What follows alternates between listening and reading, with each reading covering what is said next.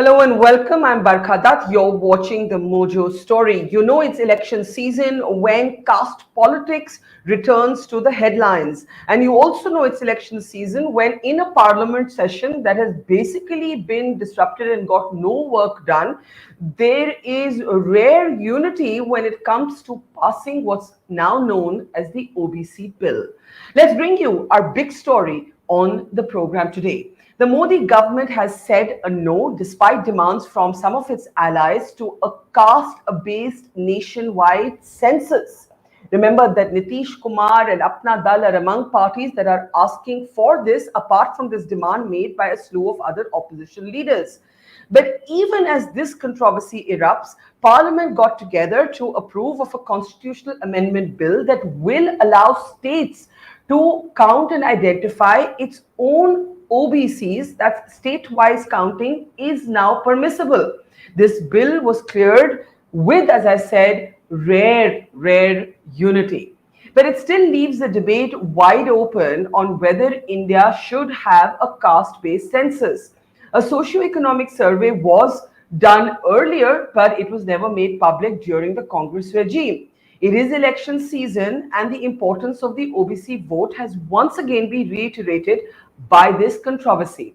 On the program today, we ask whether there should in fact be a nationwide caste census, given that there is now a new announcement of OBC quotas in medical and dental colleges, and there could be more reservation coming, as several parties are saying that the court mandated 50% cap on quotas need not apply. Examining the caste cauldron in election season, which is just a few months away, is our panel of experts. Let's bring them up one by one if we can. We're joined first by Gilles Verniers, who, of course, does some very important research on all things elections, really a storehouse of data at the Ashoka University. Welcome, Gilles. We're also joined by Shantanu Gupta. Shantanu is a well-known political analyst, also a biographer of a book on Uttar Pradesh Chief Minister Yogi Adityanath. Yashwant Deshmukh, political analyst, one of our best-known psephologists, is with us as well. We're also joined by Professor Vivek Kumar, who's a professor of sociology. Welcome, Vivek ji, to the program. And finally, Ghanshyam Tiwari. Ghanshyam Tiwari is with the Samajwadi Party. Akhilesh Yadav is among those who, while organizing Brahmin Sammelans, is also asking for that caste census and is also demanding that that 50% cap on quotas be actually removed. So let me start with you, Ghanshyam Tiwari, if I can. You know, one can't help but link this to the imminent Uttar Pradesh election. But now that Parliament has approved of a bill that will allow the states to count and notify their own OBC sort of communities, do you still demand a nationwide caste census? And if so, why? All your viewers, to you and my fellow co-panelists. There are two things that stand out. One, the headline today that, as LS debates from one of the newspapers on OBC bill, BJP MP bats for caste census, the party in a spot. The fact is that from 2010 to 2021, there's always been a consensus in the political speak of parties that there has to be a caste census, because that is the way the nation will be able to appropriate due representation in opportunities and will be able to assess what are the policies that are required such that people who have been left behind in the march to progress are brought to an equal footing. And in 2010, Swargya Gopinath Mundeji had demanded on behalf of BJP, in arguing against the UPA at that time, that BJP is in favor of caste census. In 2018, Rajnath Singh said that BJP is in favor of caste census. So the double standard of BJP is getting exposed both by their own past as well as their members of parliament, as well as the communication that their allies are making to them. Why is caste census required? I believe that my own foundation of education in public policy has been about the use of data in deploying, creating policies that benefit. Those policies should look at who's getting represented, who's not getting represented, what is the foundation, what are the factors that are enabling this representation dynamics, who's getting the opportunity, who's not getting the opportunity. And that cannot happen unless the caste census is done properly. This is also a day and age where collection of data, analyzing data, relatively easier exercise and can be done repeatedly. So I believe that those who think that caste census will expose something that is not exposed yet and create new differential across the country, I think they are evading the truth. The reality is caste census. So are you saying that the caste census, apart from what you've said about the hypocrisy of the BJP, the fact is that this census was first conducted during the Congress. The Congress refused to make it public. There were questions about the quality of the data, Ghanshyam, as you know. Now, my question is, do you want this caste-based census because you think it would help better frame a reservation policy, or is there some other reason? It will help better frame every policy. It'll answer the questions. For example, there's so much debate on population policy that UP government, without proper understanding and intent, tried to bring. The question is that across the country, across the world, it is clear that women education is the center stage of any population policy. So then the question is, what would it take to educate every girl beyond class 12 in this country? Is caste playing a factor there? What is caste to those of us who come from the more privileged or so far more privileged upper caste? The idea of caste sometimes does not touch us. But basically, if I have to speak in the language of those who think that they have not experienced caste, the caste is your social network. It is your LinkedIn network. It is your Facebook network. It is your WhatsApp network that lives with you. In a village, you live around your caste, you marry around your caste. There are examples of studies from LSE and other places that talk about people take debt, loans, unsecured loans within their caste. So caste is a defining element. This is, I would say, the dilemma of modern India, that on the one hand, it is an absolute privilege to be able to say caste doesn't matter, and usually it is those who are born into so-called upper caste who talk like that. But on the other hand, there is a complete cynical application of caste to electoral politics, and where do you find a space that makes sense for an equal and progressive society is the question before us today. Shantanu, if I may ask you, the Prime Minister recently announced a 27% OBC quota in medical and dental colleges, also a 10% quota for economically weaker sections. I think it's fair to say that if we do not have an absolute accurate count, and to be clear, scheduled castes and scheduled tribes are counted. So when we say there should be a caste census, it doesn't mean that no caste is counted. We're effectively talking about all the other castes. Why would the government not want this count? That's what I'm a bit confused about. I think, to my understanding, this is a far more bigger debate than what government said in this session and this opening the medical seats for OBC. It's a far more bigger debate. Why I'm saying so? Because if it were to be so easy, last 30 years it would have been done. After MANDAL Commission, all the policies, all the 27% reservation, apart from the non-medical seats, is getting applicable, and they are all using 1931 caste census done before independence. So that's why it's more complex. Why I'm saying so complex, and doing it at the national levels makes it even more complex. And that's why when you write on your screen that Modi government say no to caste census, I think that's wrong. Modi government is allowing our states to do the caste census in a way. And you rightly said the SC ST is already being counted. OBC and the further denominations of OBC, almost 3,000, 4,000 subcastes under OBC nationwide. Now the states are to be allowed. Because if I do it nationally and try to force fit a category, that'll be a very artificial category. Because in normal parlance, a Patel of Gujarat and a Kurmi of UP and Bihar and a Kapu of Andhra Pradesh is normally the same. But maybe you need social scientists to put those labels, right? What British did very ruthlessly on us. They put some framework and asked us, okay, you are this caste and you are that caste, right? So I'm saying your heading is wrong that Modi is not allowing. I think Modi is giving states should be altered to say that the Modi government is not in favor of a nationwide caste census. So in fact, they're allowing that banner. Yeah. But I want to understand from you, what is the difference between the nationwide and the state-wise count? Is it because you're saying that the power or the influence that a subcaste may enjoy in one state may not be what it enjoys in another state? See, exactly. I think you are hinting toward the same. See, why we are giving reservation? A lot of for economic reason, and good that Narendra Modi have also recognized the EWS category in the upper caste also. That's a very good thing that happened in the last 7 years. So while we are giving reservation, that historically there is some wrong has done to this caste.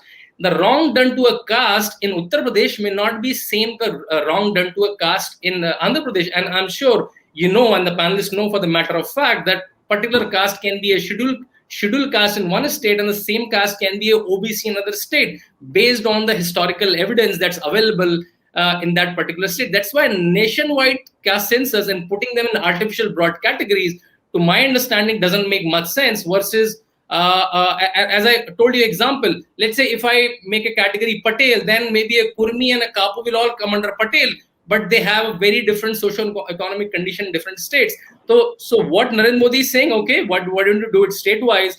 And whether there is a need in the state or not, the state government will decide. So I think it's being more federal. I think that's a very interesting point, that every state has its own realities, its own differentiations, its own class structures, its own caste hierarchies. But what I think I want to do is to step back and also understand the politics that is driving this. Yashwant, you know, we saw an entire parliament session wasted, except when it came to this particular legislation. And what it does in very simple terms is it actually turns on its head, or it bypasses a Supreme Court order that made quotas for Marathas, for example, unconstitutional. Now it will be up to different states to both count their castes and also frame quota policies, perhaps in the way that they want to. Given that we're looking at 4 key state elections coming up in a few months, what is the politics? What is happening here? What is the pie that every political party is fighting over? Can we unmute Yashwant, please? Am I audible? Yeah. In very layman's term, Barkha, you know, we must understand a couple of things on the reservation policies very clearly. There is a cap of 50%, and we still have no policy or the constitutional amendment to change that law. So whenever any new reservation is passed, and it has become a kind of a routine thing that it goes up to the Supreme Court, and Supreme Court says it is unconstitutional, it is thrashed down, simply because it is not in the Constitution, that you cannot have more reservation than the 50% mark that you have to do. Now, the only creative solution is that how do you make the maximum out of that 50%? That means if suppose Barkha is the Prime Minister or Chief Minister, and Yashwant Deshmukh is asking that all Deshmukhs, no matter what, should be treated as certain caste, I should be getting a reservation benefit. Now, if giving that benefit is not possible, taking the reservation beyond 50% point, what Barkha can do as in her role is that you can mark me as a person in a certain caste category or group, and all of a sudden I am in a position to take benefit of that reservation policy. So this is precisely what has happened in Uttar Pradesh because of the demands by a number of caste groups which were so far taken into EBCs, not even OBC, I would say, within the OBC, extremely backward caste group, EBCs. So EBCs, I think if I'm not wrong, 27 or 37 of them. An interesting combination over there, because I was just looking onto our routine questionnaire that we field, and where we try to figure out the caste communities. So we just realized that majority of the EBCs that we have been counting in Uttar Pradesh are now part of the scheduled caste groups. So a big chunk has gone into that.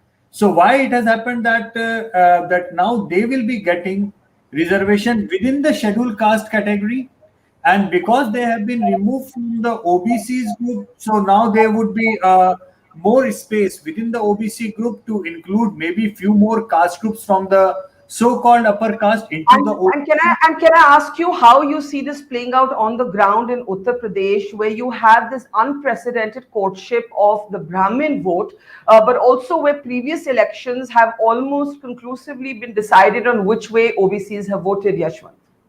Well, you know what, the argument or the calculations around the Brahmin vote is something where it's something like a blind opportunity where everybody wants to score. You know, it's all of a sudden everybody is realizing that 4 years the Brahmins, for really long time post 1989, I would say, have been voting solidly to BJP. And now this is an opening where everybody wants to get something out of the Brahmin vote. Now Mayawati did that successfully, and it became a very good equation for Mayawati to get Dalit and Brahmins and Muslims together, which was an age-old phenomenon of the Congress, by the way. For first 50 years in UP, the Congress actually had this phenomena of Brahmin and Muslims voting together.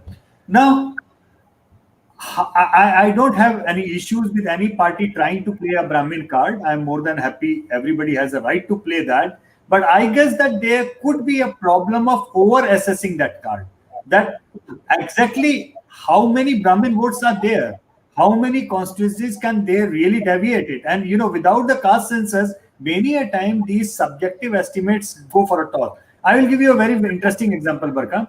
I remember for a really long time in Karnataka, we in our surveys, we used to find roughly about 12.5% of Lingayat samples.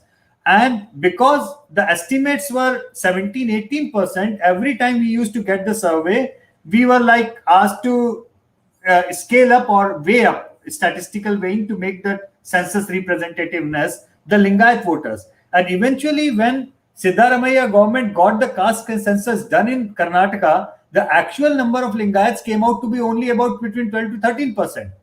So, I mean, it took us, we had a good laugh, but, we were like, all these years, everybody was playing in a lie, that, okay, these are these many voters. So, same is happening over here. I guess that many of the times, when you don't have the data, you end up over-assessing or under-assessing certain community because you just don't have the data. Right but now, here's my question, and let me just take this. Sorry, Yashwant, I'll let you complete your sentence and go to Gilles and Professor Vivek Kumar, because I do want to get Ghanshyam and Shantanu back on the politics. My question is, if all parties are saying the same thing, who reaps the benefit? If all parties are pretty much saying the same thing, who reaps the benefit, Yashwant?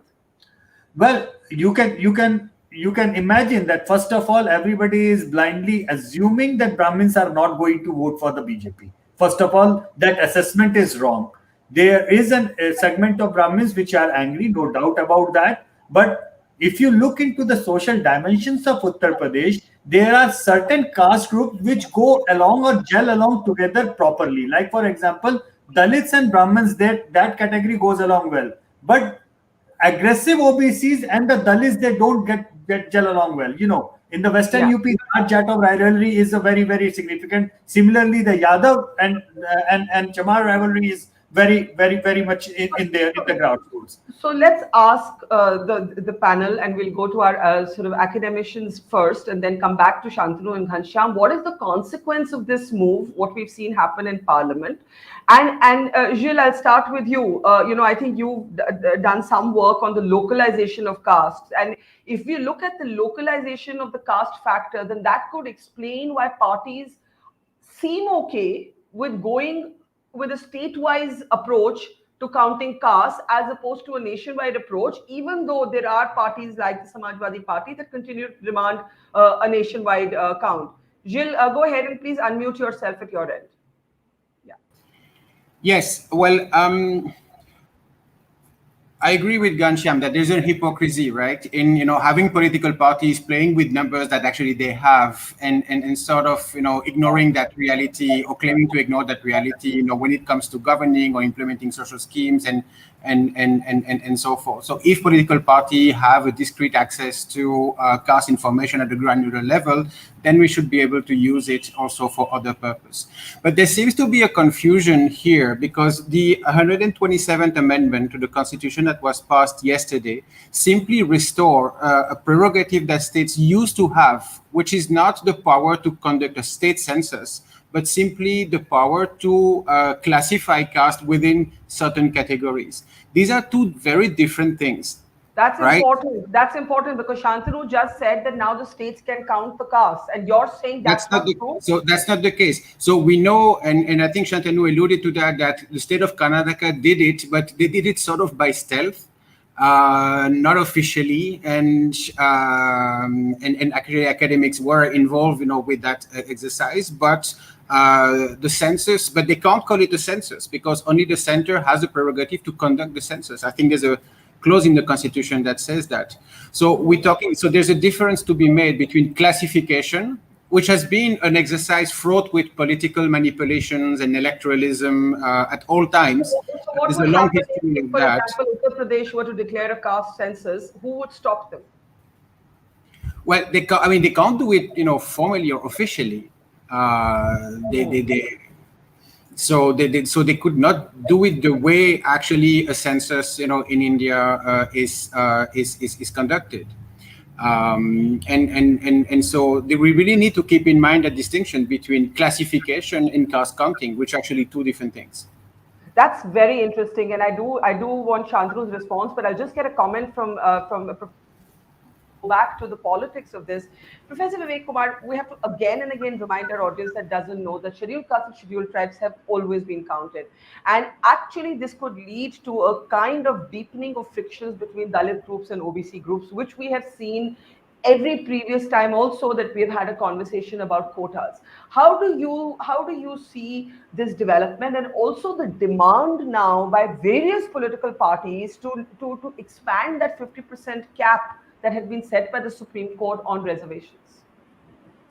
Well, Barkha, you know that the 50% cap is only an artificially constructed thing. It is not so sacrosanct, it is not very constitutional, because we know that different states have exceeded in 50%. You can take Tamil Nadu, you can take Maharashtra, you can take actually number of other. And then the 10% quota given to EWS, what is that? Actually, you exceed. Already you have exceeded, though the court has yet to give the verdict. But I don't know actually why is it being made so sacrosanct and so constitutional, because it is only talking about basic structure, and basic structure is only an interpretation. So if you really want to give social justice to the people, then you can definitely do it. And as the political will suggested, to give it to EWS, and you have given it without actually being verdict announced. So I don't think that that is the case. The second thing, actually, this reductionism of counting people on the basis of reservation, and some people was talking about exclusion in different states. This is actually not very apt thing to talk about social justice in this country, which has a 5,000 years old or 4,000 years old of history, where people have suffered exclusion. And now in modern times, when we are talking about representation of people in different institutions, you take judiciary, bureaucracy, university, industry, civil society, please don't make mockery of counting people only to reducing it to reservation and exclusion. It is not. Are you in favor, point taken, but are you in favor, Professor Vivek Kumar, of a nationwide caste census? Of course, it should be done, because we as civilized nation should be knowing. If we can know cattle, if we can know the numbers of actually religious minorities, and the biggest, and that's why I want to ask Gilles that what is the real threat that people are not counting people? That is what actually we have to see. In your reference we to have cattle, to come to the real threat, actually. There was a first-time BJP MP, actually Swami Prasad Maurya's daughter, who said that if we can even count cattle, why are we not counting castes? Now, Ghanshyam and Shantanu, I want to come to you. I think Gilles has a very important sort of reinforcement here, that the states are not legally empowered. I don't know what's going to actually happen, but strictly speaking, Ghanshyam, I'll start with you. The states are not legally empowered to perform state-wise counting of castes, even with the constitutional amendment bill. Now, I want to understand, on the one hand, parties like yours, Ghanshyam, are quoting the Brahmin vote. On the other hand, you're talking about lifting that 50% cap. How is this going to play politically side by side? Only as a student of politics. I'm not right now, I take Vivek's point that social justice can't be defined by narrow electoral politics, but as a student of politics, I want to understand this. Ghanshyam Tiwari. Let me give it two interesting political dimensions. One is that just like in the case of the black laws with respect to Indian farmers that this government possibly passed in the parliament, with several states, including Punjab, came up with their own version of the law and said that we reject the central version. So even right now in Bihar, the government of Bihar is saying, and they have passed, they have a BJP plus Nitish Kumar's government, they have the House there has passed a proposal for a resolution for caste census, and they are saying that if the central government doesn't do it, we'll do it on our own. Akhilesh ji in his various speeches has said that when we come to power, we will ensure that every person is counted, their representation is valued, and their opportunities are expanded. That is one dimension of it. The second dimension is about the politics of Brahmin sabhas that are happening. and who will the Brahmins vote for, right? I want to say two things there. I think the fundamental challenge that BJP is battling in Uttar Pradesh is the anger of people. There are three things that stack against Bharatiya Janata Party, why they will be routed. The first of them is Thakurai. The second is Mehngai. And the third is Dhithai. You saw Thakurai in Hathras, you saw Thakurai in Unnao. You have to read Thakurai, look at the political career of Adityanath. It has been built on trampling several leaders in different castes, including the Brahmin community overall. You have to see his cruelty. You have to let's say you're right. Let's say you're right. How will a caste census change that? I'm failing to understand the politics that is driving these demands. If, let's say, people are unhappy with the Thakurwad sort of regime, as you or your party say, how will counting the caste change that, Ghanshyam? Very quickly, I want to move it along. The fundamental charge that Akhilesh Yadav in the parliament speech also said, that BJP is against OBCs. They are just doing symbolic OBC politics rather than representative OBC politics. Caste census becomes a policy foundation for representative politics of backwards and Dalits and marginalized. Let me to react to that, and then I want Yashwant to actually tell us that that's the case, because in my limited understanding, the 2017 election would not have gone the BJP's way had the OBC vote not moved towards the BJP. But Shantanu, to Gilles Verniers' point, that actually we are not looking as a state-wise caste census, not legally. Maybe states will opt to do it, but the courts could stop this from happening, or someone to petition the court. Go ahead, Shantanu. I think, to my understanding, what Gilles said, maybe semantically, if the state will call it a census, and maybe procedurally they may not do a census, but for all practical purposes, they can classify, and that's the output needed anyways. Whenever even Ghanshyam is mentioning that I want to classify all the OBC caste into subcaste. I want to further clarify my point why it's required for states to do it and not nationwide. So let's say in UP, Bihar, historically there is a Triveni Sangam, and you call that some OBC caste got better off the reservation than some others. That's why someone like Nitish Kumar got something called EBC, right? So let's say someone like Yadav, Maurya, Kushwa, Kurmi got better off reservation over years, but many non-Yadav, non-Kushwa, non-Kurmi caste did not get the benefits of reservation, right? That's why I'm saying it's important for states to do it and not centrally, right? The central exercise can be done, but not very fruitful. Coming on the representation, the two panelists talked. So I think apart from the caste census, we have to see how parties are giving representation to leaders from different caste, gender, regional communities, and that we have seen in current Narendra Modi's cabinet. Narendra Modi himself comes from OBC community. President of India comes from a lower caste community. In Uttar Pradesh, I'm sure how much Ghanshyam is aware, it does not travel much there. Uttar Pradesh, UP's BJP chief is OBC, Swatandev Singh. He's a Kurmi. One of the deputy chief minister is a OBC. And to get into a OBC Morcha head, even to a district level, is quite a thing. I know a lot of people. If you want to become an OBC Morcha head in Gautam Budh Nagar, that's quite a fight. It's quite a contested seat, because finally, eventually they get candidates in Block Panchayat, Zilla Panchayat, and Vidhan Sabha. So how parties are giving representation, that's also important, just apart from doing just the census. Okay, I just want Gilles to come in, and then Yashwant, I just want you to do a deep dive into what your data, your daily tracker is telling you about what's actually going on the ground in UP, whether Ghanshyam has a point, is there discontentment, is there not discontentment? But Gilles, go ahead. I mean, there's a seeming contradiction here to me, right? And that seeming contradiction is the BJP would rather, I think, have in the old days would have had a Hindu identity that transcended the caste stratification. But I think somewhere the Mandal and the Kamandal has been brought together very clearly in the new BJP's politics, and it seems to be working for them. Yeah, so there are a couple of things. First, in 2017, it is true that the BJP came into power massively by consolidating a lot of lower OBC votes, by basically building a discourse of inclusion that consisted in targeting anyone who's not aligned with another party, another regional party. So every non-Yadav OBC, non-Jatav Dalits, and obviously not the Muslims. And so there was a claim of inclusion that was made. But when you look at the data that we have, and that is actually consistent, not just in UP, but across the Hindi belt, wherever the BJP has made gains, wherever the BJP has won elections, upper caste representation has gone up significantly, and in most cases to pre-Mandal level. Currently, half of the BJP MLAs belong to a small number of large, important forward castes. And that's the case also in other Hindi belt states. So if you withdraw seats that are reserved, there's a residual number of space of representation that is left to a very large array of groups that individually get some representation, but usually not more than a seat or two.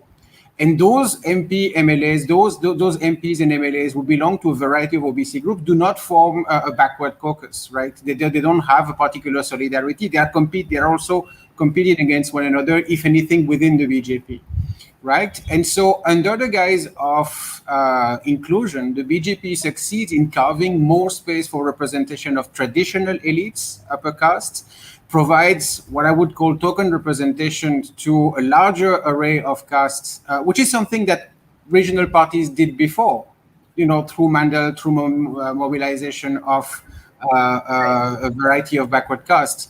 But what they have done is sort of merge the registers of MANDAL, and by cultivating the resentment against the castes that seem to have benefited from the rise of backwards from the 90s and early 2000s, and more traditional ways of mobilizing. And do you feel that even after the recent cabinet expansion, after which we had Radhika Ramasheshan, senior journalist on this program, and Yashwant was there, and she said BJP is now Bharatiya Jativadi party. Where is the Hindu party of old? Even Sanjay Baru, I think, made that comment.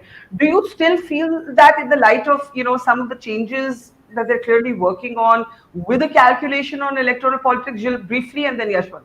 Well, I mean, there's a geography, right? I mean, you can sort of, whenever there's a reshuffle, you can sort of predict where the ministers are going to come from according to, the state that are on the roster of elections. That's true for every party. That's true for every party. That's true for other parties, in fairness, absolutely. Shantanu, brief interjection, then Yashwant. Barkha, yeah, very, very small on a lighter vein. I think we, the election commentator, the psephologists, feel super happy and super intelligent when we show those graphs of Brahman, Thakurs, and so this seat will go. And when parties cater to the representation, they become Jativadiyas. And this is too unfair to any party generally. I think there's great hypocrisy. I actually agree with you. I think there's great hypocrisy in our conversation. Caste is one of the most hypocritical public conversations that takes place in our country. Yashwant, I'm very curious to see what your tracker tells us, because if we want to understand the motives of this debate, the political motives, I know, again, Professor Vivek Kumar would say the motive should be social justice, but unfortunately, the cynical truth is that the motives are also electoral, and that's reality. What is your tracker telling you? Are you picking up a kind of pushback against this Thakurwad, as the Samajwadi Party calls it? Go ahead, Yashwant. Well, the data clearly shows there is a resentment in the Brahmin voters, Barkha. There is no two opinion about it. I mean, what Ghanshyam has been saying, what everybody has been saying, the data is empirical data. I mean, but to which extent, and to what level? That is the big question, to understand what is happening on the ground. While analyzing the BJP, when we look at the upper caste, Brahmins, and trying to analyze the BJP, I think there is a fundamental flaw, Barkha, in all of us, which we are responsible for that. We have been, first of all, analyzing BJP far too long as a Brahman Baniya party, number one. And number two, in the last 7 years, our focus has been largely because Prime Minister belonging to the OBC category. We have been over-obsessed about BJP's performance within the OBC category. While the fact is, the winnability of the BJP in the last 7 years neither came from upper caste nor came from the OBC. I can challenge that. The sole contribution, the biggest, seismic change, biggest, tectonic shift in the electoral politics of India in the last 7 years that has happened is basically happened in the Dalit voters. It is the lock, stock and barrel shifting of Dalit voters towards the BJP that has changed the entire game. It's not OBC. It's not upper caste, Barkha. So we need to change that, understand that thing, how it is happening. In terms of Uttar Pradesh, non-Jatav Dalits, they shifting to the BJP because BJP, for all said and done, was never void of OBC leaders. The biggest leader of Uttar Pradesh outside Vajpayee thing was Kalyan Singh. Let's not forget that. He was a mass leader of Uttar Pradesh and OBC, Lod. BJP always had, the Prime Minister is OBC. So BJP getting OBC vote was never a big thing. But can I just jump in there? I know Vivek Kumar wants to rebut you, but my understanding is the national election 2019 saw certainly the Dalit vote going towards Narendra Modi, and I'm using my words carefully because I don't think BJP and Narendra Modi are always the same thing. And in the assembly election, in fact, it was the OBC vote that won the BJP the state. Would you draw that distinction? Would you say that there is a Dalit sort of vote, that the seismic shift that you talked about, that moved towards Modi but doesn't necessarily move towards the Yogi Adityanath, which could explain this differentiation? Well, Mr. Modi himself as a politician knows how to balance the equationing. So you will figure out, if you look into the tickets that are given at the assembly level and the parliamentary level, there would be a very, very fine balance between the OBCs and other caste groups. As Gilles just mentioned, they being considered more for the parliamentary elections, and for each and every Lok Sabha seat, it will be equally balanced with the EBC or the other caste groups at the lower level. And that's why I say that Mandal and Kamandal, the BJP has managed to make them coexist. And I want Gilles the Kamandal. And, yes. And this is why you must pay attention to what the RSS has been saying. And it is not new. Anybody who is saying that Dattatreya Hosable is saying that RSS, it's not a new thing. It's been there for really long time for them. So let's get responses to this. Professor Vivek Kumar, I think that there is some merit, in fact, more than some merit. The data tells you that there has been a seismic shift in that Dalit voter response to the Modi-led BJP. And I want you to respond to that, and then Gilles to come in, because if we are going to categorize the BJP in terms of being a Brahminical forward caste party, then how does that explain all of these shifts? Professor Vivek Kumar, first you. Yeah, I think please give me a little bit of time also, Barkha, because I have spoken the least actually, and I've been listening. So I will only stick to 2017 election because I have done my research on that data, and therefore I totally reject Deshmukh's point that it is locked. It is totally seismic shift of Dalit votes towards actually BJP, because what I feel, in 2007, when BSP came to power, it had 1 crore and 58 lakhs of vote. But in 2012, when they lost the election, they had 1 crore and 96 lakhs of vote. And in 2007, they had only 4 lakhs votes less. That means they had 1 crore and 92 lakhs of vote. That means actually there were only shift of 4 lakhs vote. But what happened to SP?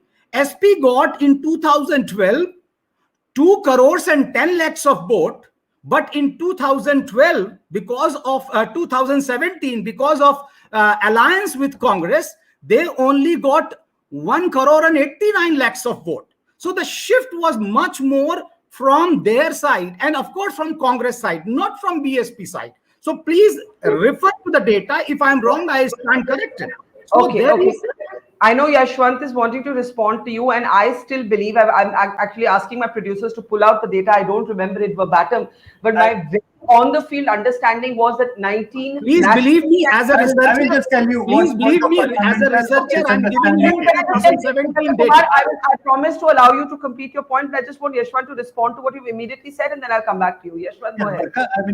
With all due respect, it's actually comparing election to election cycle in terms of absolute number. That doesn't work that way, simply because the population increases. Number of voters increases. So we must talk into the percentage. What percentage of the population has gone in which favor? First of all, because BSP might lose the election from one cycle to another cycle, even after voting more, maybe 10, 15, 20 lakh or crore vote, because of the population has increased. That's what I'm saying. That actually there is not shift of Dalit votes. Who will Yes, vote yes, for it GST? should. It should. My problem is that who will vote for I tell GST? you, Are the Professor, Dalits I will not tell you. voting, or are Brahmins But are this is voting a for very this? simple thing. Very simple thing. At the peak of Ram Temple movement, when Kalyan Singh was undisputed leader in Uttar Pradesh, when BJP formed the government in 1991, getting the absolute majority for the first time in the history of Uttar Pradesh, BJP polled hardly about 31% votes. Yeah. And So I have. yeah, where did that 17% additional vote for the BJP came from? Okay, and here's some data point before me. 34% of Dalits voted for the BJP in 2019 as compared to 24% in 2014. Now, we can have a separate program on the This Dalit is vote. I want to CSDS. come back. That is CSDS data, which I don't CSDS believe in. data. That is CSDS data, I don't believe I am not a it. That's the psychologist. problem. I am not a psychologist. I have my research. I have my research, and I go fair to enough. the field. But can we and come back? point. Then may I just come in and remind everybody? We're here to talk about the debate around the nationwide caste census. We will do a deeper dive into this and do a separate conversation, sir, on the Dalit vote. Now, can you tell us, Professor Vivek Kumar, about the nationwide caste count? Why you are in favor of it? You have said it's for social justice. No, first of all, I was just saying that, people who are afraid of reservation in politics, that Yes. does not exist. For OBCs, there is no reservation in politics, and that has not been given by the constitution also. So why Okay. people are afraid of actually census just because they will get reservation in politics? That is one very, very actually different idea. Second thing, as far as representation is concerned, and Shantanu was talking about representation, we Yeah. do not want symbolic representation. We do not want actually bodily representation, or they are there. What is their power in decision making? Whether they make difference in decision making or not, that is what has actually led to the assertion and the consciousness. What would a count change? What would a count change, Professor Kumar? What would the count change? I think that's where actually people will realize that, look, their self-representation in decision making will come only because they have numbers. Otherwise, other political parties, they think that, look, if we give symbolic representation, for example, they are saying in Uttar Pradesh, we have given actually Parsis a representation. We have given Khatiks a representation. Now, what is the percentage of Parsis and Khatiks which have got the representation? And then you exclude the whole Dalits on the basis of representation given to particular caste. So that is not going to take place among the OBCs. If OBCs come I have just a couple of minutes left. I want to give Ghanshyam and Shantanu the last words on the politics. But Gilles, to your point of the forward caste linkages with the BJP, how that continues to be their pivot, the data would suggest that the BJP is doing a kind of pastiche of both cards, identity in terms of religion, and also being able to quote. Yashwant would argue Dalits, I would argue OBCs, at least in the assembly elections. Yeah, I mean, there's a distinction that to be made between, what parties, and again, it's not unique to the BJP, what they do, as a strategy to win elections and conquer power, and what they do once they are, in government, right? The question of the caste census, it's also an administrative question. The problem is that we reduce it to a political or an electoral question, while actually it's an administrative question also. Is how do we integrate the factor of caste in the way public funds are distributed, in the way we organize redistribution, with welfare schemes, and as I said earlier, there's an hypocrisy in micro targeting individual caste for electoral purpose, but then depriving the state and the administration from the ability of doing the same, but for the purpose of redistributions and implementation of schemes, right? Why do we need a caste census? Well, the answer to that question depends whether you're willing to face social realities or not. Whether we like it or not, caste has a lot to do with how people see themselves, how they define their identities. Caste also play a role in shaping access to services and rights, right? The state is supposed to be blind, but we know that in reality it isn't, because it's also made of human beings themselves defined by the caste they belong to. And lastly, and that's the last point I will make today, is we already collect data on all sorts of social identities, on gender, SC, ST, on religion. and we need the data to understand how and why do you think the central government is balking at it? Why do you think the Congress didn't publish the survey that took place earlier? Just quickly, and then no one. The conceit, because every time there has been a backward class commission, there has been a political implementation, and the consequences have been wide-ranging and unpredictable. And today, no one is ready to face unpredictable consequences of actually looking at the real number. The last thing is that the OBC quota, by the way, it's the only instance in the world of an affirmative action policy where the beneficiaries are not properly counted. Right? That's a good point. And I think there might be, much of our audience is too young to remember this, but VP Singh turned politics upside down with Mandal. And so your point that the numbers could throw up another seismic shift in politics. Very quickly, Ghanshyam, Shantanu, and then Yashwant can close. Ghanshyam? There was a time when anything Mr. Modi said, people believed. 15 lakh आएंगे, काला धन वापस आ जाएगा, 2 करोड़ रोजगार मिलेंगे, सभी को representation मिलेगा, अच्छे दिन आएंगे. And today there's a time. So at that time in politics we used to say that मैं सच कहूँगा, मगर फिर भी हार जाऊँगा, वो झूठ बोलेगा और लाजवाब कर देगा. This is Shayari by Parveen Shakir. But then there's a time when the people wake up and then they say कि सिंहासन खाली करो, जनता आती है, हुकारों से महलों की नींद उखड़ जाती है, सांसों के बल से ताज हवा में उड़ता है, जनता की रोके राह समय में ताव कहाँ, वह जिधर चाहती है काल उधर ही मुड़ता है. That time has come in Uttar Pradesh. The caste census is also an example of what people see, that they cannot rely and believe on BJP on anything. As a result, it is a political demand, and it's also a demand that will take India towards a much better, more representative democracy and economic system. Okay, Shantanu, to Gilles' point that no government actually wants the consequences of a nationwide count, not just the BJP. No, I'm saying I'll stick to the point that states are far more empowered, states are far more nuanced to understand what caste is really backward, EBC, and what is the play out in the caste. That's one. 2 quick responses to the earlier speaker, Professor Vivek, I think said that representation should not be symbolic. I think OBC Prime Minister, if you're calling that symbolic, I can only laugh at it. Just to add to Yashwant's point on the Dalit vote, and Dalits. Can you tell me one decision he has taken in favor of OBCs and Dalits? Please tell me one decision. He first of all, he himself is OBC. OBC reservation is OBC reservation in medical, reversal of SC ST atrocities act. There are many. I think you have to just list. I think to add to what Yashwant said about the Dalit vote, I think I just throw one more statistic. That's my add to in fact Yashwant's point.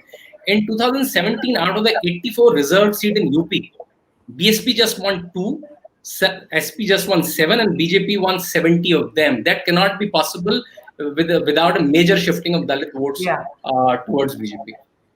Okay, Gilles, I think you want to briefly remind us again before I give Yashwant the last word that states cannot do this legally, but who would challenge it? Who would challenge it if they started to do it, Gilles? No, it's a public debate that has to be conducted, and then there's the usual process of changing the law.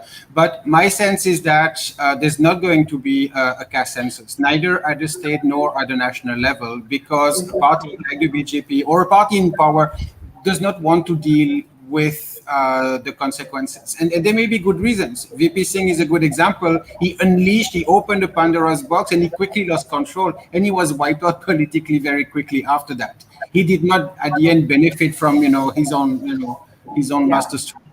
Yeah, Yashwant, where do you see this debate around caste? How major a fault line is it going to be? Because Ram Mandir, which could have once been a kind of electoral issue, that's done. I mean, yes, the Mandir will be built, but the main issue, I don't think it's necessarily a vote-catching issue anymore. Go ahead, last word to you. Yashwant is on mute. Barkha, I think the politicians are very creative people. They will figure a way out going around the things. If census is not allowed, there are hundreds of surveys that are done by the state government departments to assess various schemes, the policy and the implementation and other things. So census is not the only way, I would say, to assess what percentage of population I mean, even we have the data. We do the surveys. We have the data. If anybody asks me, you will ask me, I can give you the exact data in that way. So what I'm simply trying to say that there would be creative solutions around. And I kind of find it really intriguing, just as Gilles said, that, this would be probably the first affirmative action program where we don't really know the real numbers, and not just to the OBC, Barkha. There is a allocation for economically weaker sections, EWS as well. Now, EWS is basically aimed at the upper caste, basically the bottom of the pyramid of the upper caste in that way. So if you do not know the numbers, it will be difficult. So what I feel that, as Shantanu said, that things that are being left to the state level, every state government will figure it out a way, a creative solution to get around it. Politics will be played the way the politics is played. Ghanshyam, and you're saying it could be done without actually formally conducting a census.